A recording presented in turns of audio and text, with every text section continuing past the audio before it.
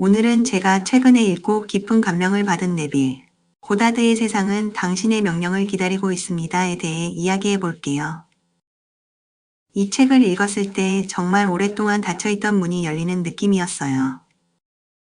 단순한 자기계발서가 아니라 우리 의식이 가진 창조적 힘에 대한 깊은 통찰을 담고 있거든요.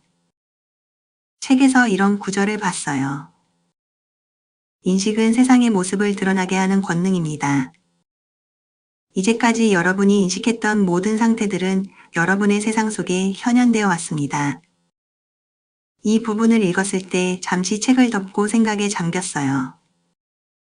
내가 지금 경험하고 있는 모든 현실이 과거의 내 의식이 만들어낸 결과라고 단순히 긍정적으로 생각하세요 라는 표면적인 메시지가 아니라 우리의 의식이 정말로 세상을 창조한다는 심오한 진리를 말하고 있더라고요.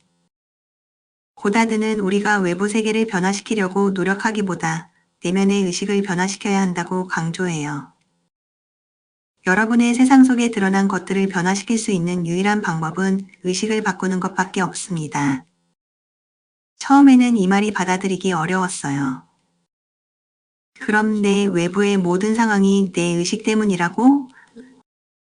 하지만 깊이 생각해보니 이것이 오히려 놀라운 자유와 가능성을 주는 거더라고요. 제가 이 책에서 가장 실용적이라고 느낀 부분은 고다드가 제시하는 창조의 방법이에요. 그는 이렇게 말하고 있어요. 우선 여러분이 원하는 것을 명확히 하세요. 그리고 그것이 이미 이루어졌다면 어떤 경험을 하게 될지 상상해 보세요. 잠들기 직전에 편안한 상태에서 그 경험을 생생하게 느껴보세요. 내면에서 깊은 감사와 행복이 솟아날 때 이미 이루어졌다고 느끼세요. 그리고 항상 그 상태에서 생각하고 행동하세요. 이 방법은 단순히 목표를 시각화하는 것과는 달라요. 고다드는 목적을 생각하기와 목적에서 생각하기를 구분하라고 조언하거든요. 전자는 나는 저 목표를 원해라고 생각하는 거라면, 후자는 나는 이미 이 목표를 달성했어라고 생각하는 거예요. 이 차이는 미묘하지만 정말 결정적이에요. 고다드의 접근법에서 흥미로운 점은 그가 성경을 형이상학적으로 재해석한다는 거예요. 성경의 구절들을 의식의 법칙을 설명하는 은유로 보고 하느님을 외부의 존재가 아닌 우리 자신의 의식으로 해석하거든요. 여러분이 외부의 하느님에 대한 믿음을 완전히 버리고 여러분의 의식을 하느님이라고 선언한다면 나와 나의 하느님은 하나이다라는 깨달음을 지니고 여러분의 세상을 변화시킬 것입니다. 이런 해석은 전통적인 종교적 관점에서 벗어나긴 하지만 우리에게 무한한 창조적 힘이 있다는 깨달음을 줘요.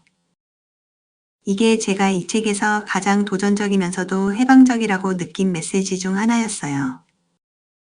고다드의 가르침을 실천하려면 몇 가지 핵심 원칙을 따라야 한다고 해요.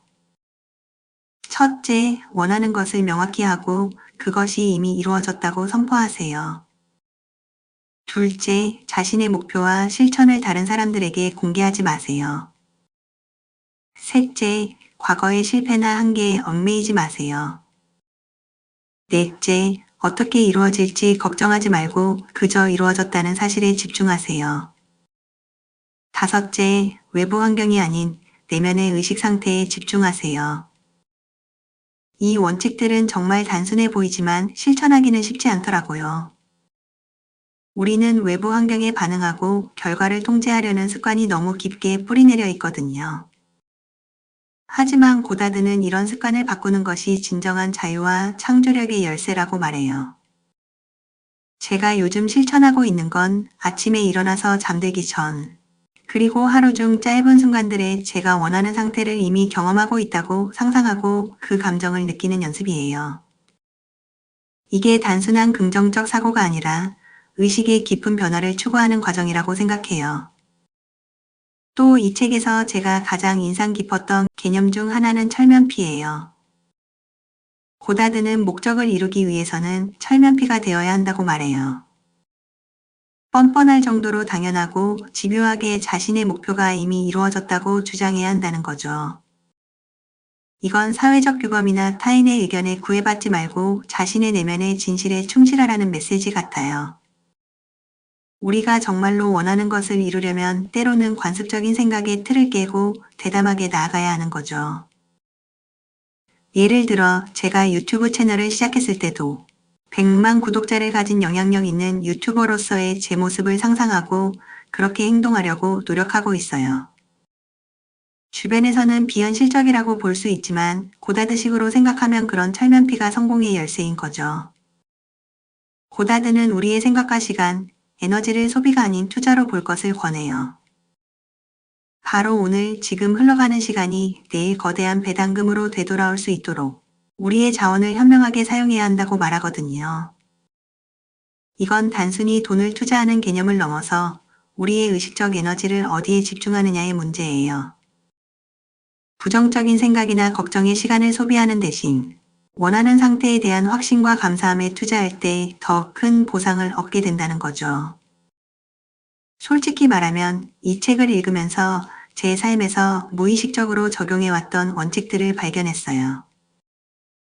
과거에 강한 확신을 가지고 이루었던 목표들은 대부분 고다드가 설명하는 방식과 비슷했거든요. 제가 그것이 이미 이루어졌다고 깊이 느꼈고 그 상태에서 생각하고 행동했던 거죠. 반면에 계속 실패했던 영역들은 대개 원하는 것에 집착하면서도 그것이 이루어지지 않을 것이라는 의심을 동시에 품고 있었어요. 고다드의 관점에서 보면 이건 모순된 의식 상태로 원하는 결과를 만들어낼 수 없는 거죠. 명상을 하면서 깨달은 모와 유의 개념도 고다드의 가르침과 연결되는 것 같아요.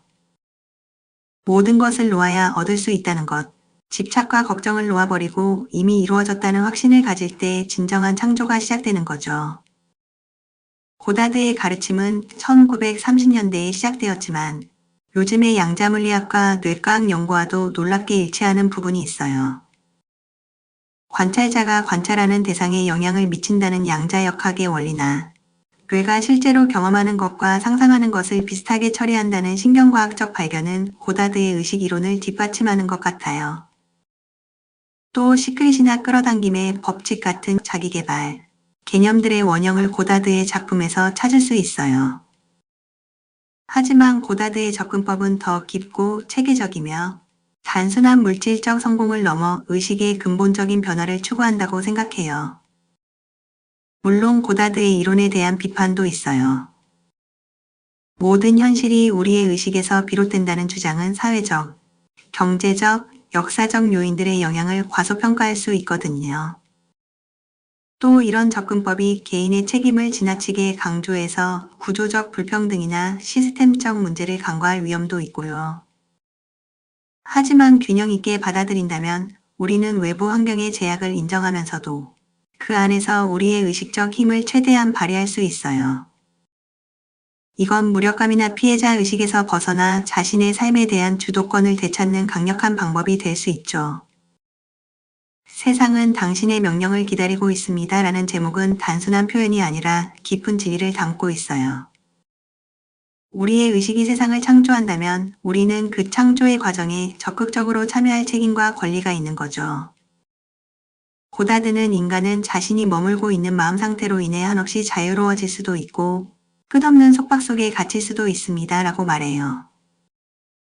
이 책은 우리에게 그 자유를 선택할 용기를 주는 것 같아요. 저는 이 책을 통해 제 삶의 창조자로서의 책임감과 가능성을 더 깊이 느끼게 됐어요. 외부 환경이나 타인에게 제 행복과 성공의 조건을 맡기는 대신 내면의 의식 상태를 변화시킴으로써 원하는 현실을 만들어갈 수 있다는 믿음을 갖게 됐거든요. 고다드의 말처럼 세상은 당신의 명령을 기다리고 있어요. 이제 우리에게 필요한 건 그 명령을 내릴 용기와 확신인 것 같아요. 여러분은 어떻게 생각하세요? 이 책의 가르침을 여러분의 삶에 어떻게 적용해 볼 수 있을까요?